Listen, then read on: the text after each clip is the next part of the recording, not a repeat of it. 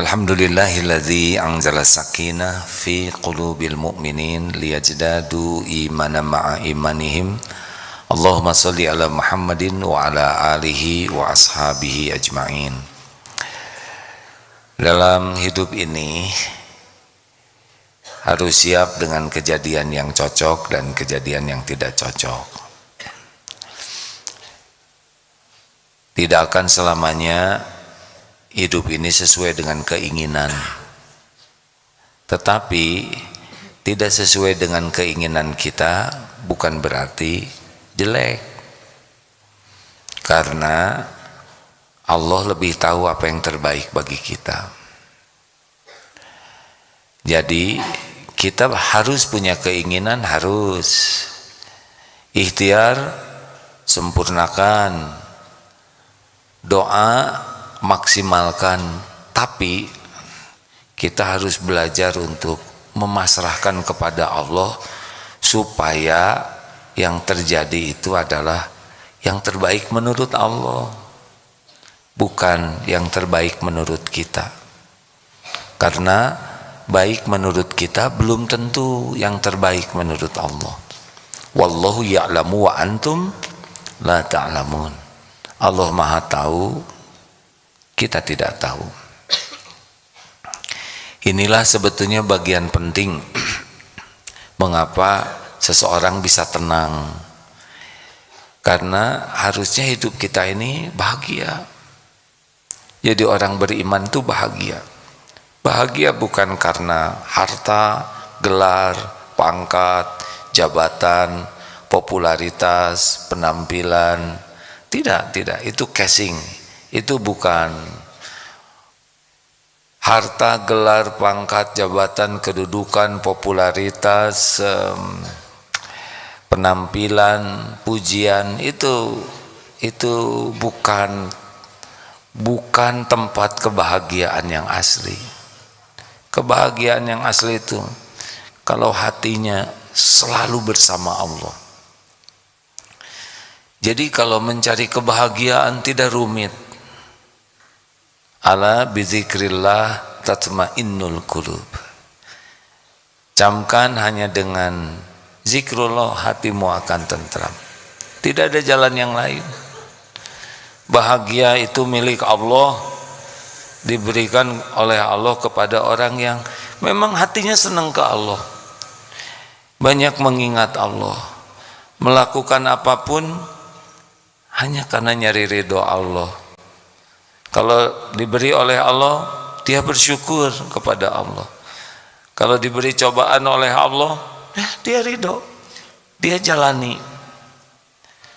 Kalau diambil oleh Allah, dia rela. Apapun yang Allah lakukan untuk kita, terima dengan baik. Tidak ada komplain, karena kita adalah ciptaan Allah, kita adalah milik Allah.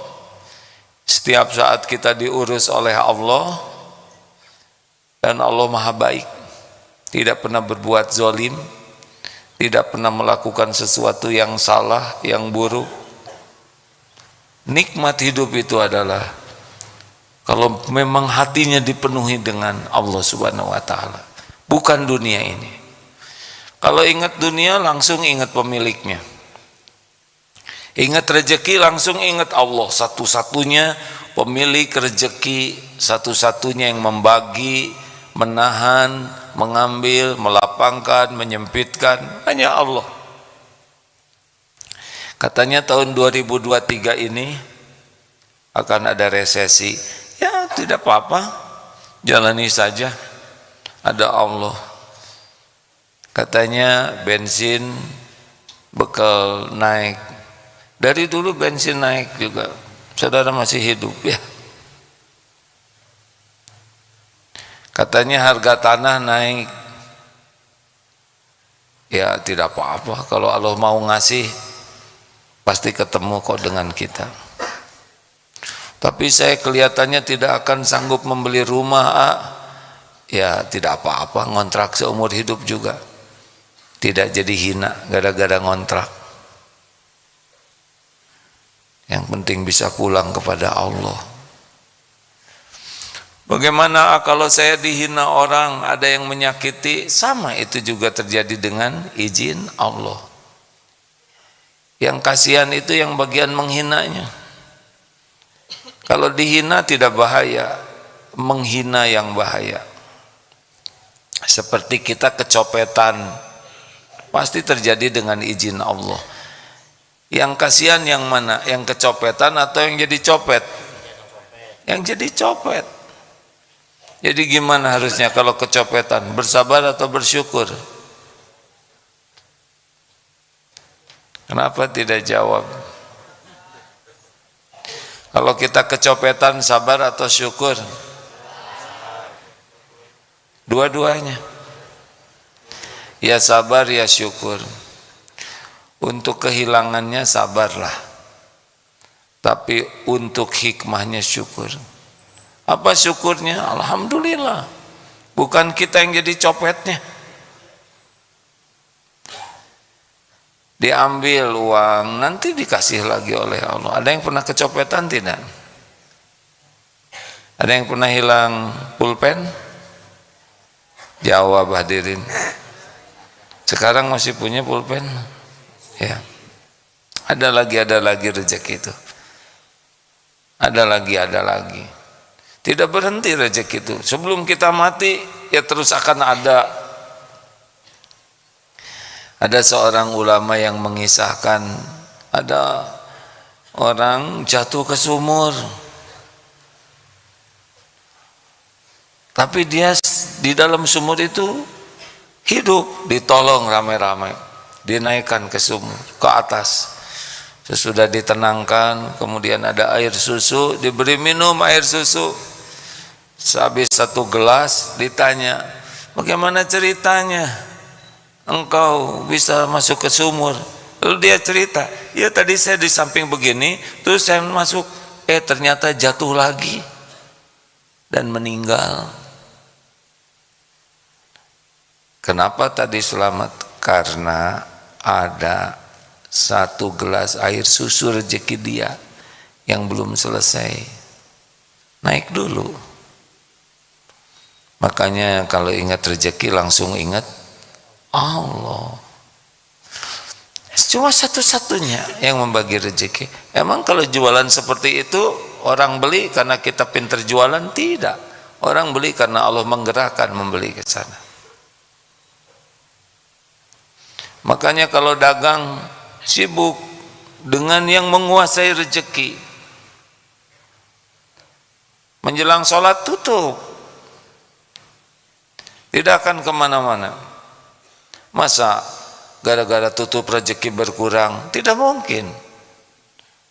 Yang membagikan rezeki Allah, yang nyuruh sholat Allah. Bagaimana mungkin gara-gara kita patuh kemudian Allah jadi mengurangi? Tidak mungkin. Tutup. Sedang rapat, masuk waktu sholat, berhentilah rapatnya. Solusi apapun dalam rapat itu yang terbaik kalau dibimbing oleh Allah. Mau rapat luar biasa, berapa banyak startup, unicorn start yang sekarang tutup, yang kemarin luar biasa booming. Kurang bagaimana pintar-pintarnya, pintar. Itu tidak mendatangkan rezeki. Yang mendatangkan rezeki Allah saja. Banyak yang kurang pintar juga rezekinya dikasih banyak. Ya, coba acungkan tangan. Ya. Oh, kita ya kurang pintar, ya kurang juga rezeki. Terserah Allah. Yang paling penting berkah. Ingat apa lagi? Pokoknya gelisah itu gara-gara kebanyakan mikir, kurang zikir. Kita akan menghadapi berbagai hal terus beda-beda. Ini hari ini nih ya, kita tidak tahu apa yang akan terjadi. Tidak tahu. Memang sudah ada rencana jam 8 tausiah, jam setengah 9, jam 9.30 rapat, khutbah Jumat. Tapi selebihnya tidak tahu detailnya. Dan belum tentu terjadi apa yang kita rencanakan. Tak apa-apa. Yang penting terus minta tolong ke Allah supaya diberikan yang terbaik, ya. Sudah jelas belum rezekinya hari ini? Mau makan apa, Pak? Belum tahu kan? Tapi selama ini makan terus enggak? Makan. Makanya yang paling mahal dari lapar itu adalah ingat Allah. Yang paling bernilai dari makan itu adalah ingat Allah. Ini ada santri baru ya, Bapak santri baru ya, maaf ya Pak ya. Kenapa Bapak makan? Karena apa Pak? Karena butuh. Ya, karena butuh. Bapak makan kenapa? Ibu makan kenapa Bu? Lapar. Ya, maaf ya, sengaja tanya ke santri baru. Karena santri lama sudah tahu jawabannya. Kalau kucing makan kenapa Bu? Ibu lapar ya. Berarti rada sama ya.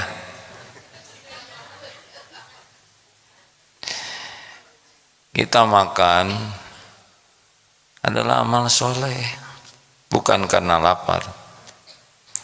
Kalau kita makan karena lapar, agak sama tuh dengan marmot ya. Kenapa makan? Ya Allah, saya niat makan agar bisa menguatkan tubuh saya supaya bisa beribadah kepadamu. Gitu. Itu yang membedakan. Bahagia di sana. Tiba-tiba makanannya terlalu asin, ya tidak apa-apa. Tinggal dikasihkan ke kucing. Kucing kan senang asin, ya kan? Mudah-mudahan dia mengerti. Niatnya adalah amal soleh, semuanya. Sinilah bahagia tuh Pak. Jadi mau kejadian, mau tidak kejadian, kalau diniatkan jadi amal soleh bahagia. Dihina orang, ya sudah tidak apa-apa. Ada orang yang sebel ke kita, kasihan dia bagian jadi penggugur dosa kita. Dia menggibahi kita, berarti pahala dia dikasih ke kita. Dosa kita dipikul beliau, sebetulnya kasihan dia. Nggak usah benci. Tidak usah dendam, mau apa juga dendam, hanya bikin sakit hati. Tidak usah marah-marah. Wal 'afina 'anil nas, maafkan. Kalau ada orang kurang baik ke kita, maafkan. Karena yang rugi beliau. Kita bersabar, tidak usah marah, maafkan, tetap berbuat baik. Wallahu yuhibbul muhsinin. Gak ada ruginya.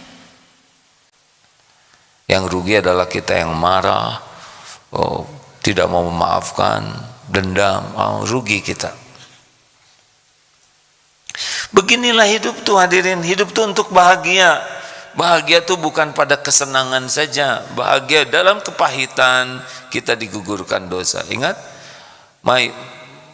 mayusibu muslimah, tidaklah menimpa kepada seorang muslim min nasabin, capek, lelah, habis tugas banyak, pekerjaan banyak, kuliah, ngurus anak, ngurus keluarga, kerja, capek sekali, badan tuh kadang capek.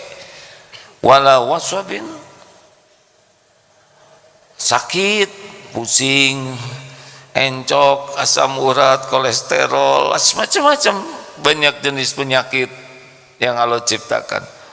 Wala hammin, cemas, aduh gimana, wala husnin, sedih, wala adzan, gangguan-gangguan. Ada yang ngeganggu kita tuh, baik dari teman, tetangga, orang lain, yang dikenal, yang tidak dikenal, yang ngeganggu kita, itu akan ada ujian itu. Wala ghamin, kesusahan-susahan, ngerjakan tugas susah, tugas akhir tidak selesai-selesai, kerjaan susah, nyari nafkah susah. Ada saatnya kita dibuat susah oleh Allah tuh. Hatta syaukati yusakuha, hingga tertusuk duri sekalipun, illa kafarallahu biha min khotoya, kecuali Allah menghapuskan darinya kesalahan-kesalahan. Jadi dalam capek, sakit, itu pun banyak kebaikan. yang harusnya kita tetap gembira.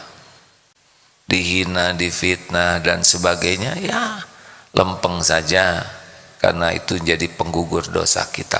Nah, artinya kalau kita kurang bahagia dalam hidup tuh, kita kurang benar keyakinannya ke Allah. Halo?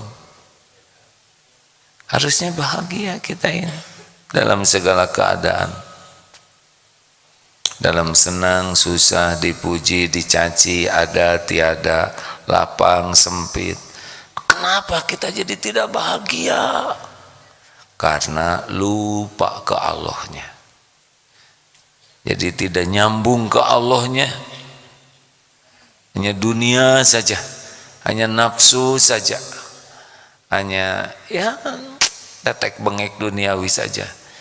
Nilai, kalau di sekolah ya yang bikin sakit hati uang, pujian, penghargaan, ya tetek bengek begitu. Kalau hatinya ke sana, ya sudah capek. Hati itu ke Allah, pemilik, penguasa, penentu segala-galanya. Makanya orang-orang yang capek itu pasti kurang zikirnya. Segala dipikir, segala diingin tahu, segala dibahas, tapi tidak nyambung ke Allah Subhanahu wa Ta'ala. Itulah masalah kita yang terbesar. Sedikit ingat ke Allahnya. Kalaupun ingat, kurang yakin. Inilah masalah terbesar hidup kita. Karena kalau kita ingat ke Allah, fadzkuruni adzkurkum, maka ingatlah padaku, aku ingat padamu.